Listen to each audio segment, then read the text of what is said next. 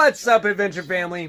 I'm kind of packed, okay? So I've been putting stuff in my backpack and testing the weight of it and seeing how I can pack it into the backpack most efficiently so that I don't have to take out a bunch of stuff when I do stop and want stuff out of it, okay? Blah, blah, blah. That's just the intricacies of, like, backpacking. Here's the thing.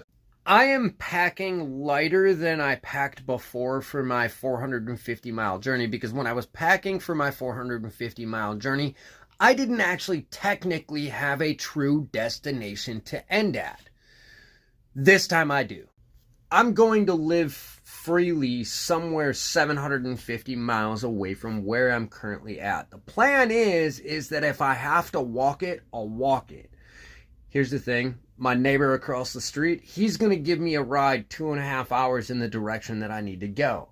That will take off like 10 days worth of walking for me, which is beautiful. It also allows me to kind of get out of the middle of nowhere and get in a more trafficked region where I might be able to throw out 20, 40 bucks to somebody and be like, hey, will you bring me on down the road with you? And or because of what I experienced during my 450-mile trip, I may just get offered rides now that I especially have a destination to go to. See, one thing that was hard to do when I was traveling before was trying to tell people where I was going.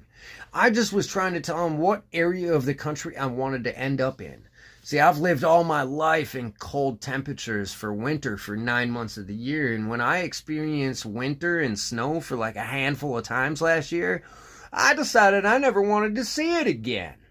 Working isn't a problem. I just spent 4 months in this town, and yeah, because of a couple videos I made, you might all assume that like, ooh, you got kicked out.